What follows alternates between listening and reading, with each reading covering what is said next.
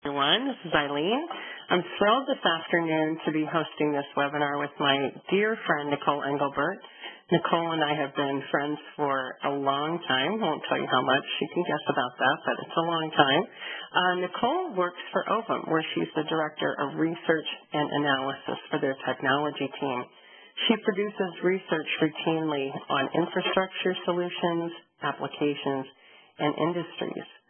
Her individual research work on how education institutions use mission-critical applications includes student information systems, CRM systems, and learning management systems.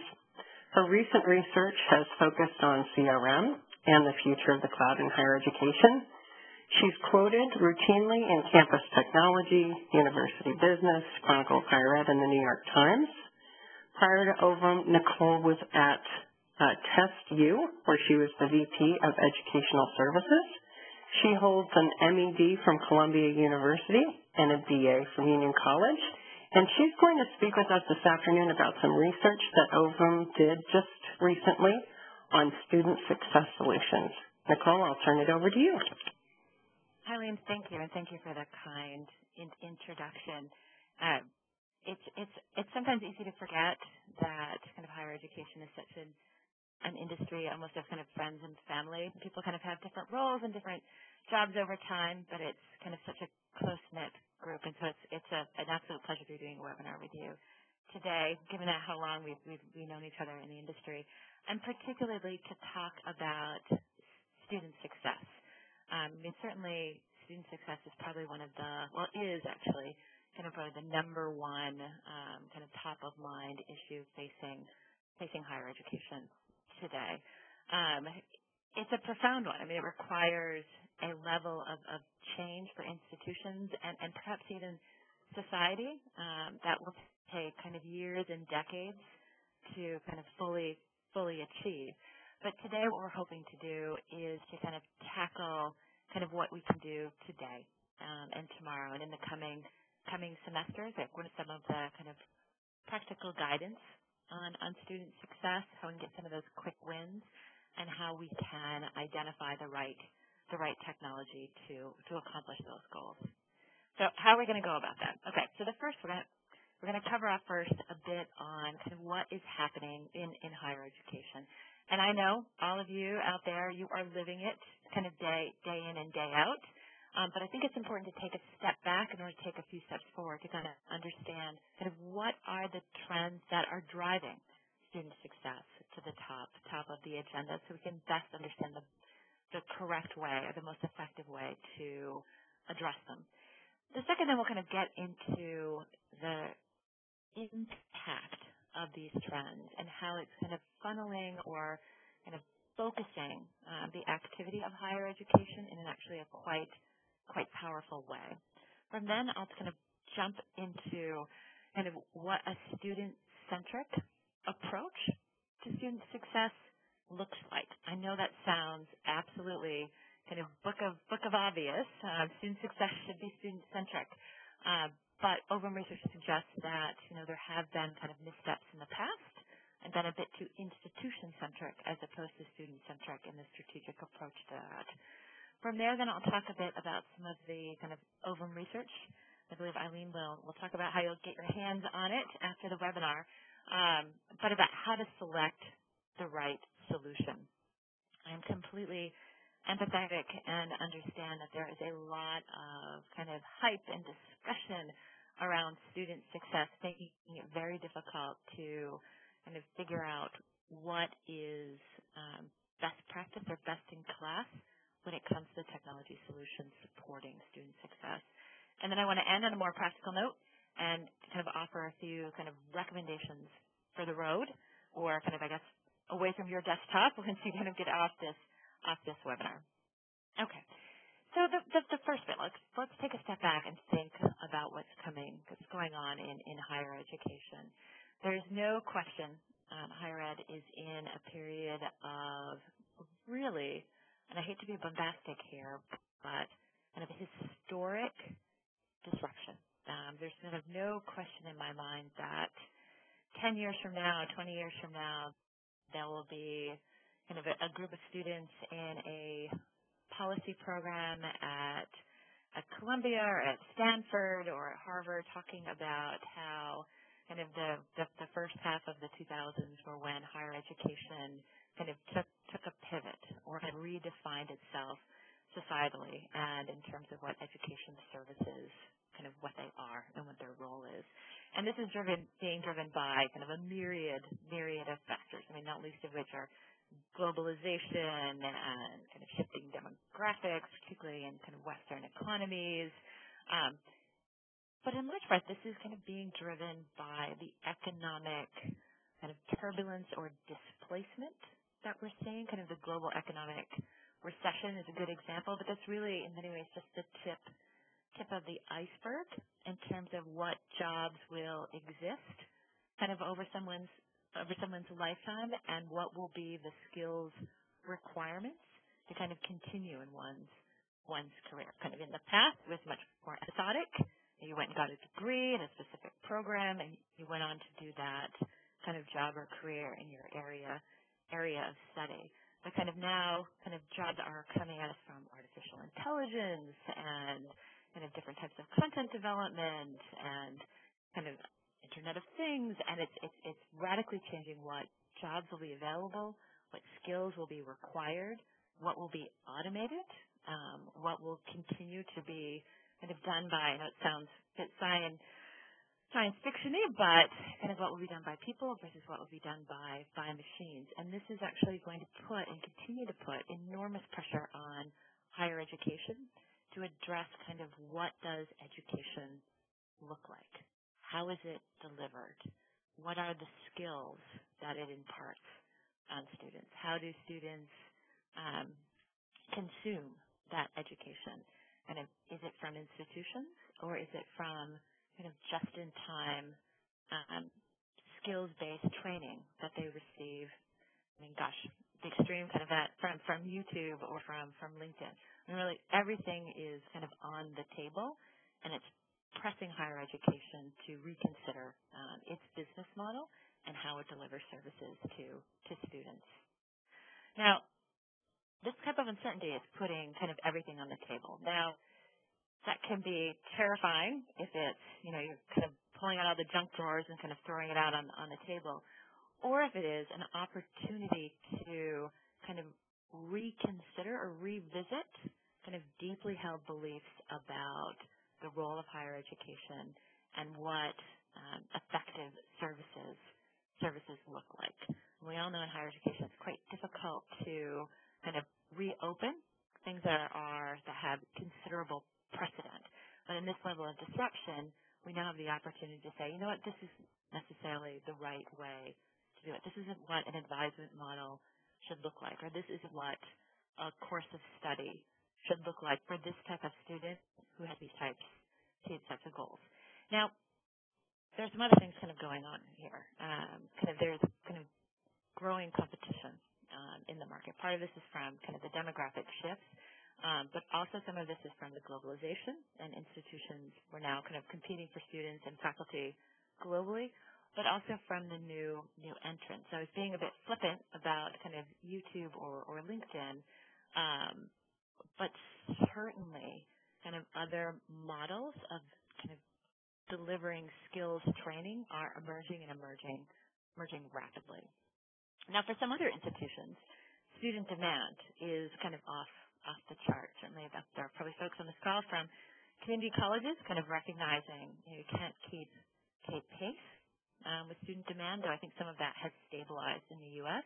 But if you go to institutions in China or in India or in Southeast Asia, kind of demand is kind of off the chart.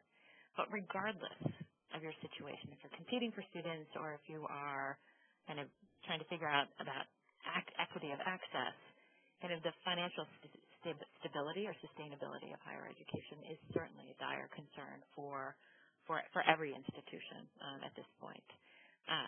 And then last but certainly not least is the changing kind of public perception or preferences for higher education is kind of changing the model for accountability. Kind of in the last kind of few decades, it's been about accountability around kind of inputs, kind of how many faculty do you have with terminal degrees, kind of what is the profile of your students, how many students are you enrolling, how many courses do you have, those types of things. Now it's becoming more an accountability model that's focused on outcomes, kind of what are persistence rates, what are graduation rates, and kind of the new kid on the block is kind of gainful employment, and that is a whole new kind of kettle of fish for higher education. Now it's not all bad. Kind of in disruption, there's kind of considerable kind of opportunity. Now we have all these things kind of on the table, and kind of what Ovum has seen is that there has been a dramatic focusing, might we say, of kind of the goals and objectives of institutions. Kind of in the past, for many institutions, it was about kind of doing more, kind of adding academic programs, kind of adding schools, adding services, which is wonderful. It's got a drive to the comprehensive model. But now institutions are thinking about, all right, how do we become kind of more focused or more kind of best in class in the areas that we do. And this is kind of driving kind of three areas of focus. Now, the first two support the third. So kind of improving operational management is kind of one of the number one strategic priorities for most institutions. And this is about kind of better managing the enrollment, better managing the finances, finding that fiscal sustainability. We've seen kind of large increases in investments in enterprise performance management solutions, analytics, institutions kind of really understanding, I hate to use the word profitability because that's not particularly appropriate for higher education, but kind of the return on different programs and services so that they can kind of put resources kind of where they have the most impact for the institution. The second area is improving institutional kind of standing. And in some part, this is about the U.S. News and World Report. But for most institutions, this is more about the ability to recruit the right faculty for their institution. I mean, for some institutions, maybe you want the Nobel Prize kind of winner on your faculty. But for other institutions, and honestly for most institutions, wanting to find kind of the faculty who have the most impact kind of on their students, who bring the kind of new pedagogical models, who bring the kind of skills and knowledge that will help their students graduate and find themselves in careers. This is also about kind of the program quality and reputation, as well as differentiating the institution in the market.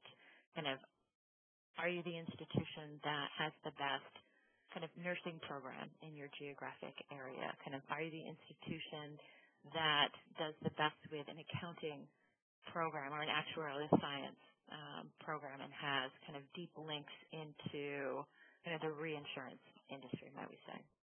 But all of this is being done ultimately kind of to kind of drive more support, more resources, more investment in improving kind of student outcomes. And this is kind of across kind of, are the students satisfied and they're kind of referring kind of friends and family to the institutions, kind of serving as kind of a reference for the institution. This is about kind of the right kind of academic kind of outcomes. Are these students kind of doing well in their programs? And not just about grades, but are they kind of capturing the skills and knowledge of being able to apply it into real world scenarios? And then ultimately the employability, kind of our students when they graduate able to find kind of gainful employment. But without kind of the ability to improve operational management and to improve the institutional standing, kind of improving student outcomes becomes kind of much more difficult. Now, it is a changing landscape for institutions and for students. I mean, the U.S. enrollment, it has peaked. We've talked about kind of this impending enrollment crisis. It hasn't, the bottom hasn't fallen out in higher education, but we have seen is kind of a shifting and who is sitting in those seats. When I started my career as an analyst, my very first report, I won't say exactly that, it was quite a long time ago at this point, it was about kind of the non-traditional student who was arriving on campus, a student who was older and had a family and might have children, might have a job, and kind of understanding who is this new student on campus. Well, we're now at a state where the non-traditional student in many ways is almost the traditional student, and that 18-year-old who is full-time, living in the dormitories and doing extracurriculars is quite unique. But this does change kind of how institutions have to deliver services to students. The other element is that the tuition levels have changed. I mean, part of this is the cost of higher education continues to grow, and that's a very complicated discussion as to why. But what is not complicated, is actually quite concrete, is the direct investment that students are making in their education is increasing, is rising, and rising quite dramatically. Now, what that does is move education from a kind of public good. We invest in higher education and in students because it benefits our society, to one that's increasingly more of a private good. Students kind of invest in higher education personally because they get the benefit as opposed to the society. Now, I'm not making a judgment call kind of one way or the other. I think we should probably be somewhere in the middle, or perhaps a bit more on the public side, but there we are in higher education today. What that does when higher education moves from a public to a private good is it changes the calculus of student expectations.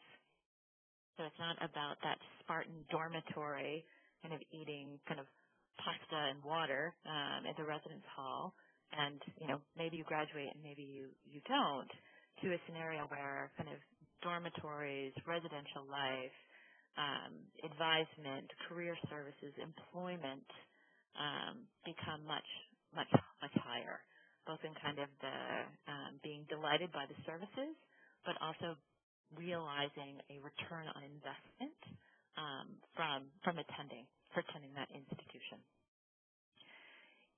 Now, this is not just about meeting student expectations over the short term. There are actually kind of pretty profound implications for students about not completing their degree.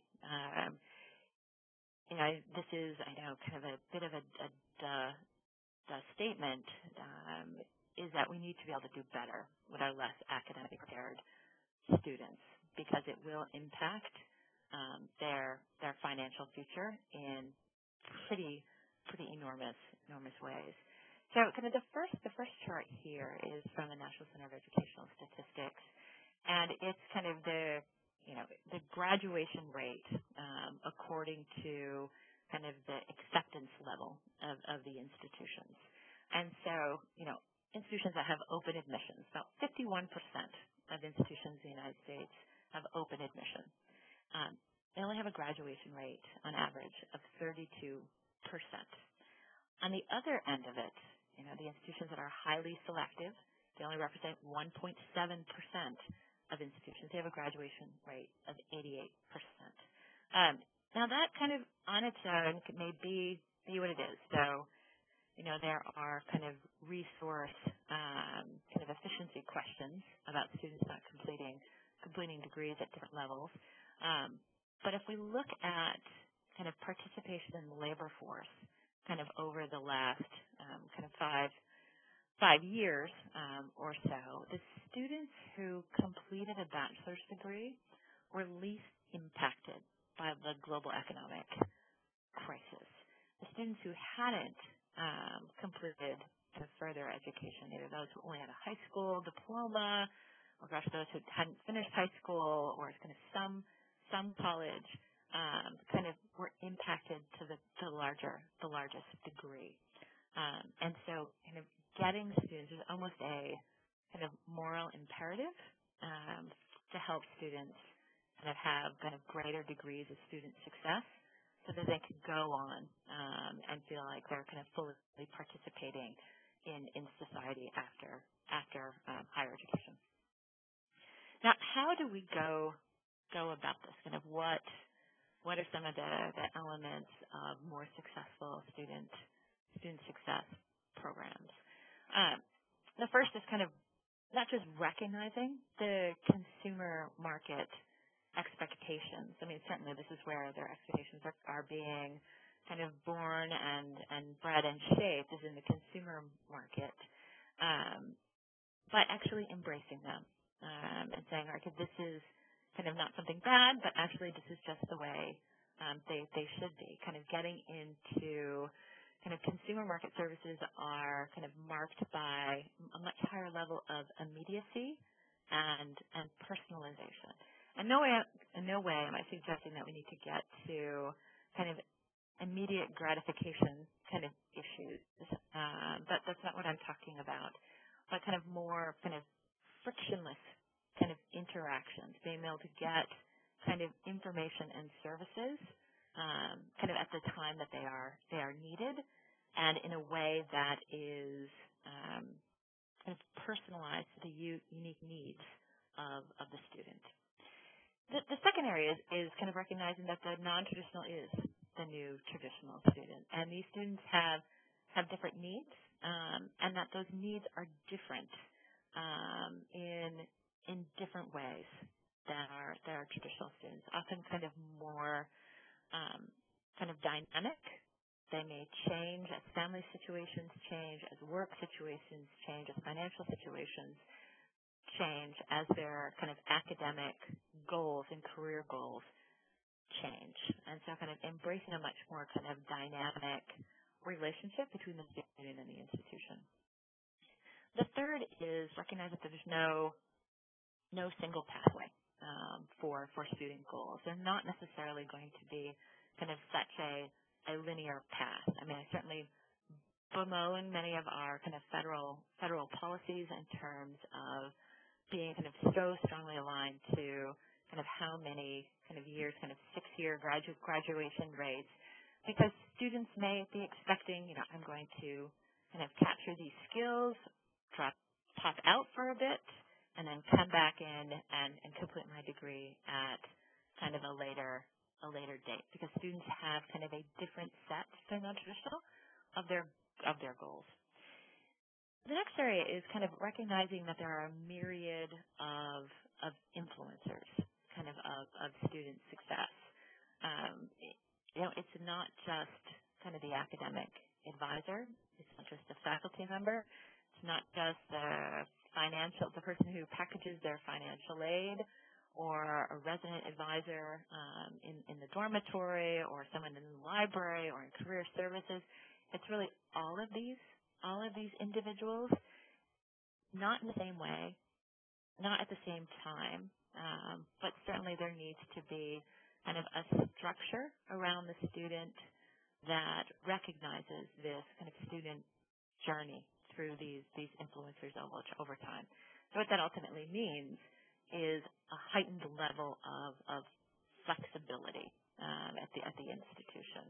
And the influence of different characters is going to ebb and flow over the student's journey with the institution. So ultimately, what that means is our student success programs need to be more agile, more flexible, kind of recognizing kind of the institution of today, maybe not the same as the institution of tomorrow, because this level of disruption will continue, and our student expectations will kind of change and evolve kind of with that. Now, taking that in mind, kind of going from that big picture, kind of bringing it down to kind of the micro kind of here. I mean, what does that mean for what we should look for in a student success solution?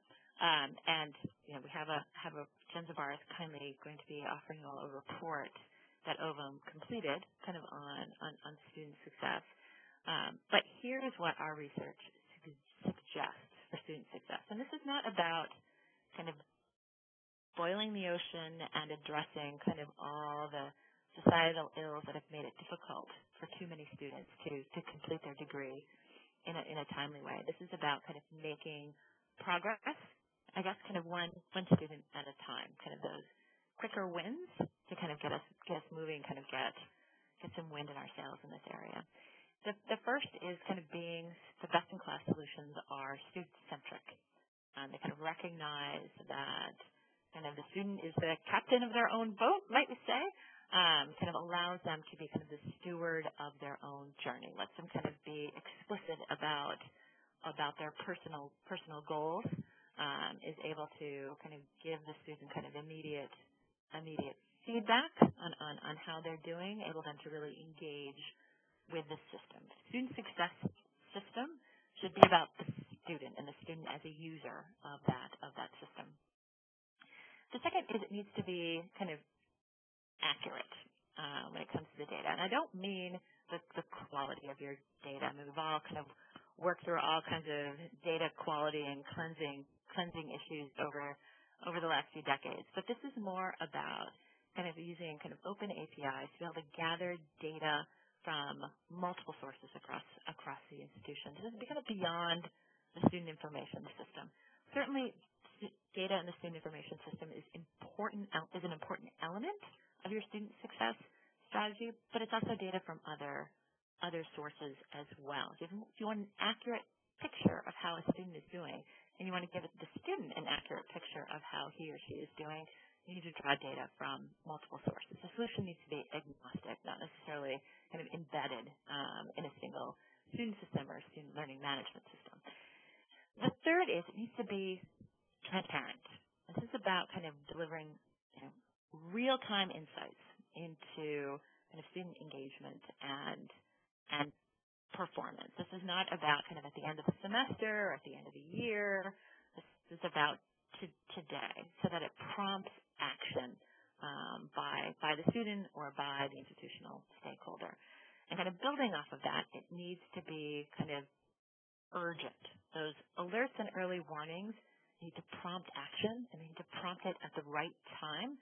And that right time is typically kind of now, might we say, such that kind of people do something about what's happening when it's easier to fix.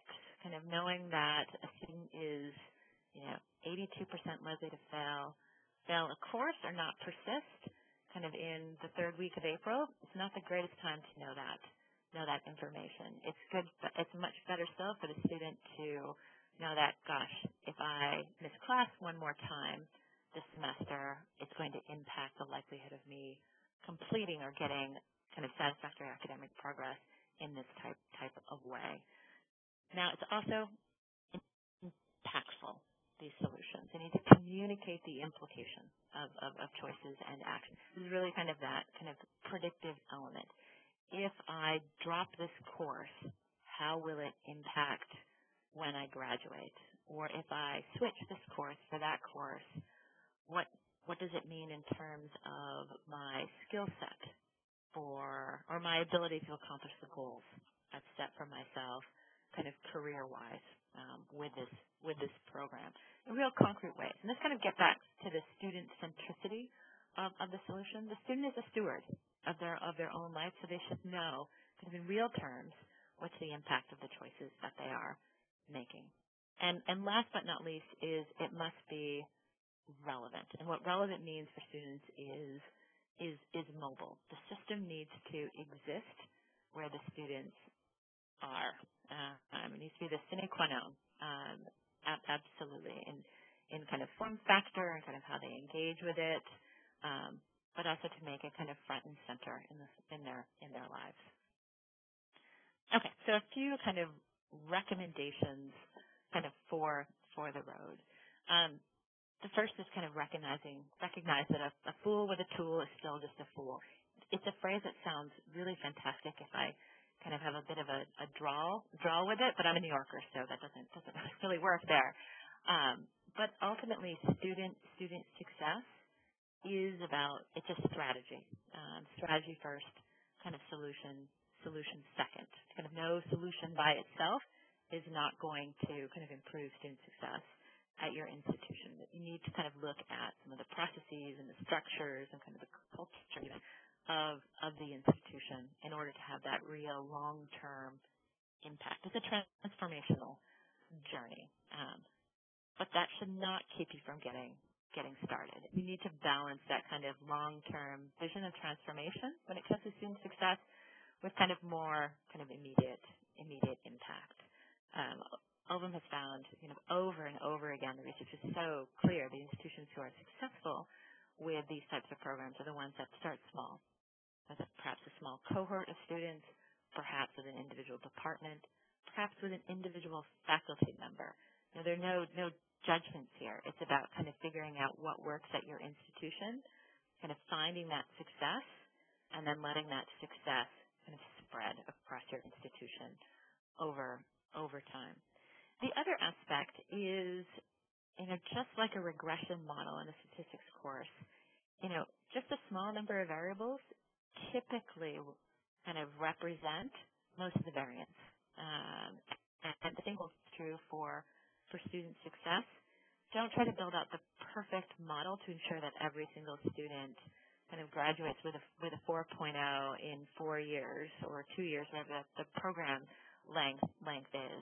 Kind of figure out what are the couple of things, or the 3 things, or the 4 things that your institution can do that can have a real impact kind of on whether a student finishes a course or goes from semester 1 to semester 2. The third area is empower your students. It really is kind of about them. They are certainly adults, many of them kind of quite mature adults. But to take a critical eye at your student success program and to see where is the center of gravity with this program. Is it in the hands of kind of the institutional employees, or is it in the hands of the students? Now, I'm not saying it should be all in the hands of the students, but there needs to be kind of the right balance so students feel kind of the stake in their own student success. And then the last area is about kind of selecting the right technology solutions that drive action and outcomes. This is not the model itself is potentially quite theoretical and based on research, but it is actually quite concrete and outcomes oriented. And the right solution will bring that to life. The right solution provider will also help with cultivating stakeholder investment because they'll be able to bring kind of best practice from other institutions and kind of other experiences that they're having. No one has all the answers when it comes to student success. No question about that.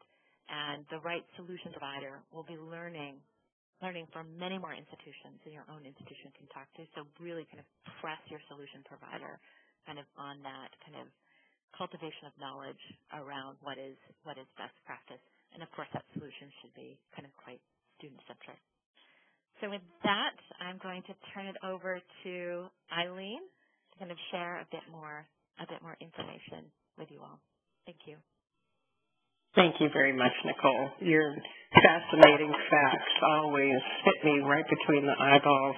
Really nice insight into the landscape of higher education. So thanks for that. I particularly enjoyed the portion about the institutional priorities and goals, the student outcomes being first and foremost. It seems like whatever I'm reading these days, that seems to be job number one for everyone, with satisfaction, outcomes, and employability all kind of making a three-legged stool when you think about student outcomes. So thank you for that. I appreciate it.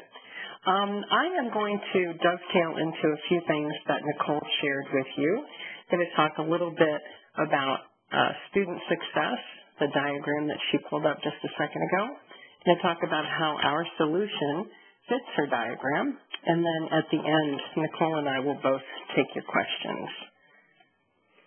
So you saw this just a minute ago. Nicole showed it to you. And she started by saying that a student success solution really begins by being student-facing. And the phrase that I've heard over and over again for this little piece of the molecule is meeting students where they are, that it should have data, that it should have analytics and predictive analytics, that it should have alerts and early warnings, and certainly be mobile. I think probably student-centric and mobile go hand in hand since the students are constantly on the mobile. So let's talk just for a second about our solution. This is our Jenzabar Guided Pathways to Success solution. It covers the entire student journey. You can see from the far left-hand side, begins with readiness for college. Nicole mentioned the large number of students who enroll in open entry institutions and the very low percentage. I believe, Nicole, you said it was 32 of those students who actually graduate. We begin our college success journey with readiness, with preparation and strategy and planning, and that's over on the left. In the middle, we follow that up with planning and success.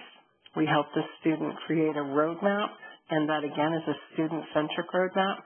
That is their roadmap, may be very unlike everyone else's roadmap at the institution because, as Nicole mentioned, every student roadmap could very potentially be different. We keep track of their performance.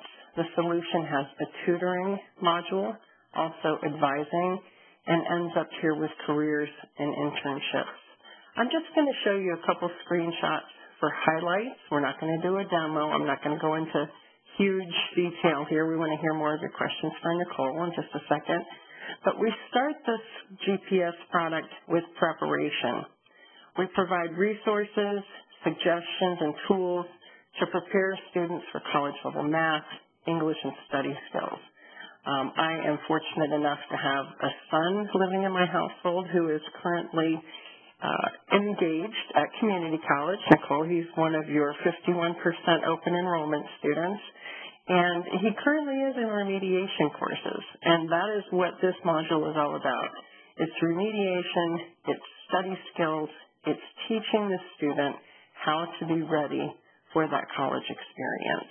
And that's where we begin our GPS product.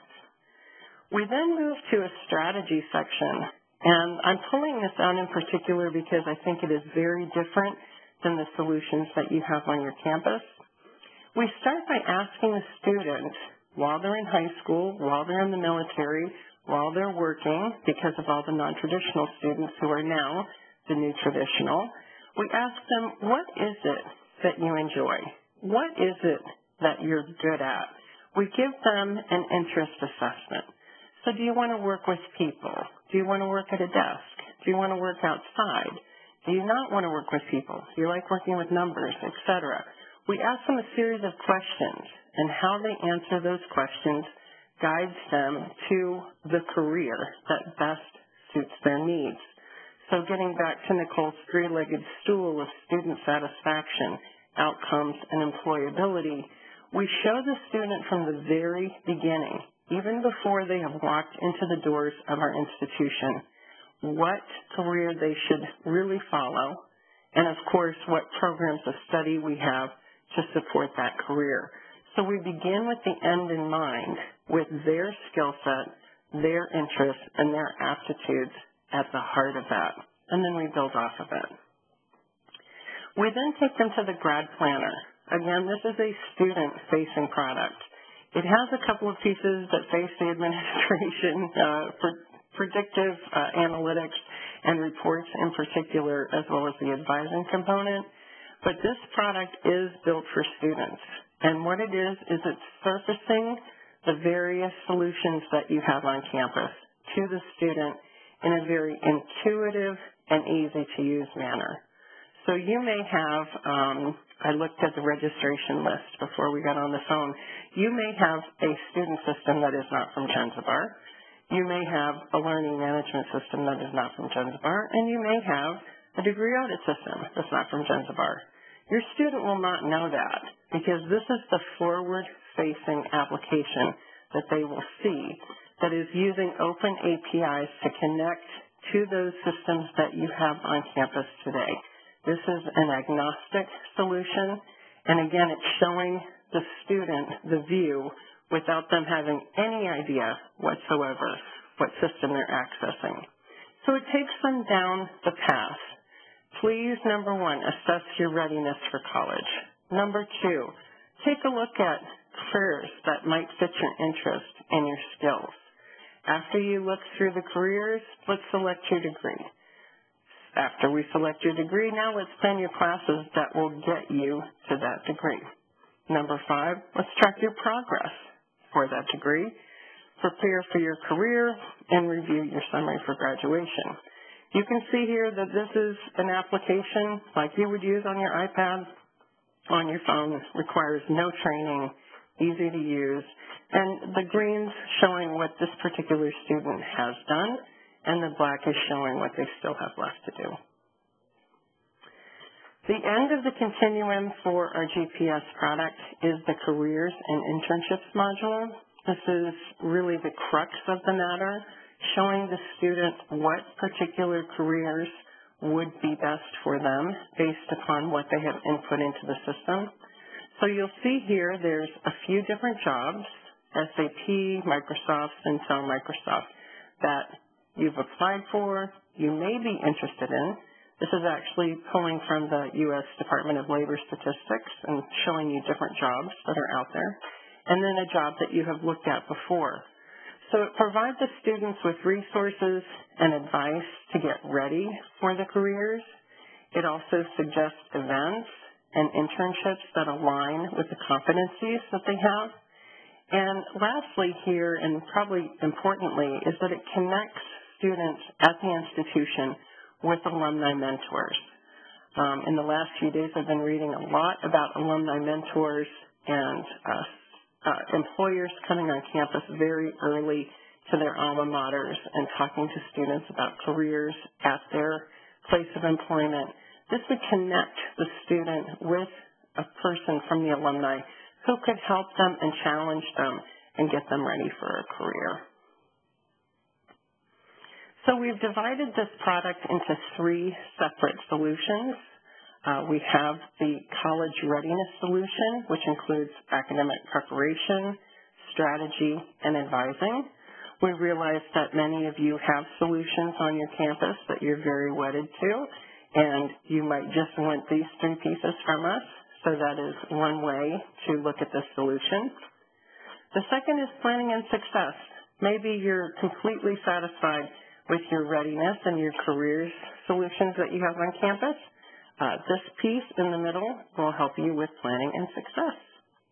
And last but not least, if what you need, and you need it today, is a career readiness module, the solution has that too.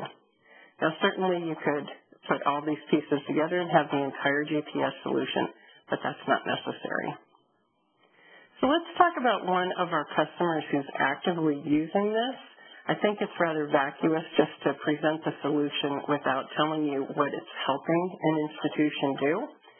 BYU University in Idaho is an institution that's actively using the GPS solution.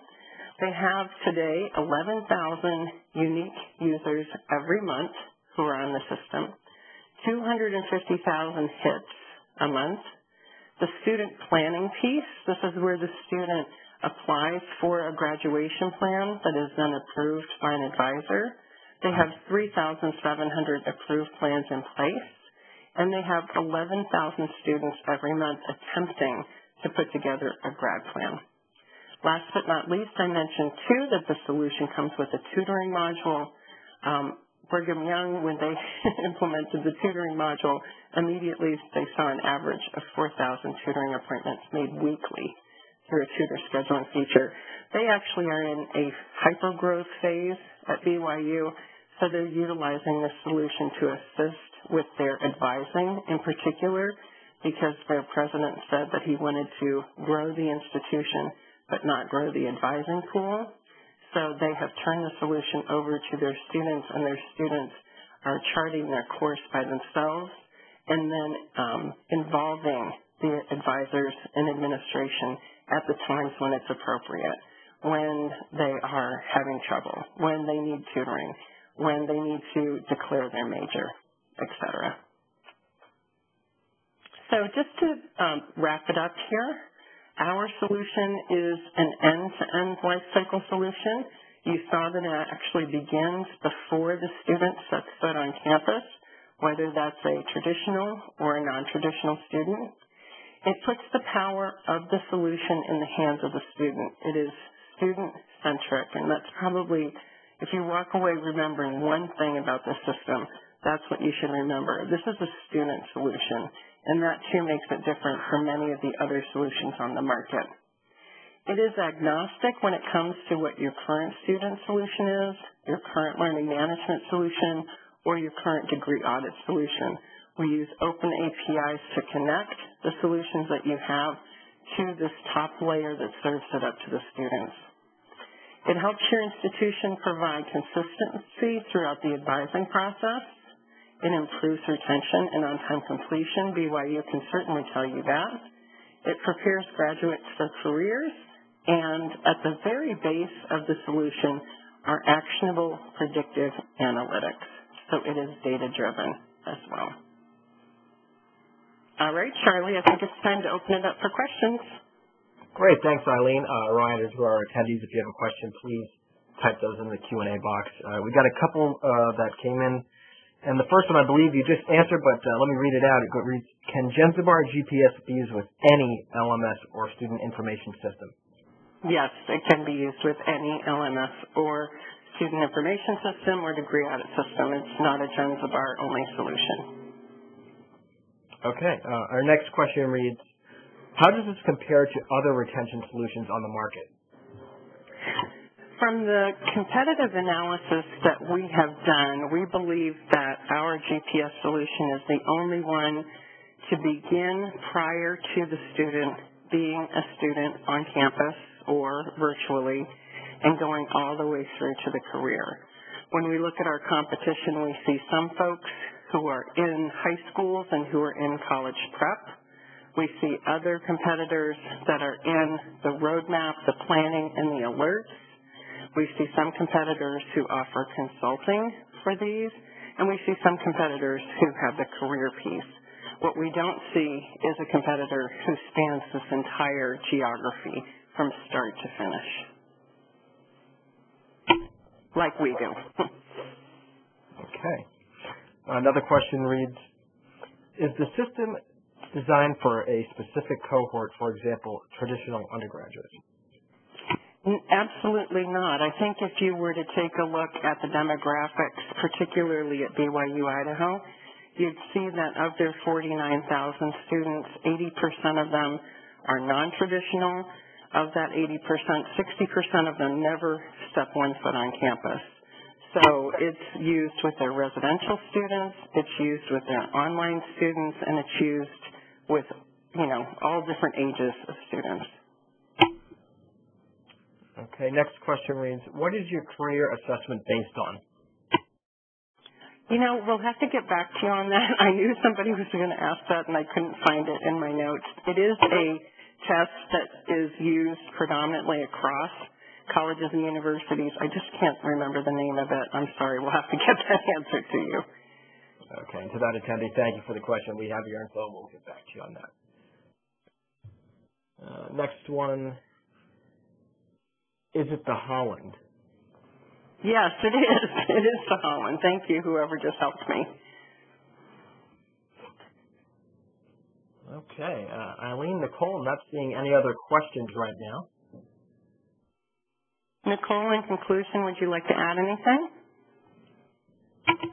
I think the last kind of words of wisdom, if we want to call them that, is to not be daunted by embarking on a student success journey, and that those kind of smaller wins, those pilot programs, they make a big difference, and they can build capacity at your institution for the longer run. So don't try to boil the ocean. Just try to find the kind of where you want to focus, and to find the right tool to bring that to life will kind of get you on the right path to success. And the last thing I'd like to add is thank you, everyone, for joining us this afternoon. We will be sending you a copy of Ovum's report on student success solutions as a thank you gift for attending today. Thank you very much, Nicole. It was lovely working with you again. Thank you. You too. Excellent. Nicole, Eileen, thank you, and thank you to all of our attendees for taking time out of your busy day to join us. And a reminder, a survey will pop up afterwards. Please, if you have any further questions, use that opportunity. Have a great afternoon, everyone. Thank you.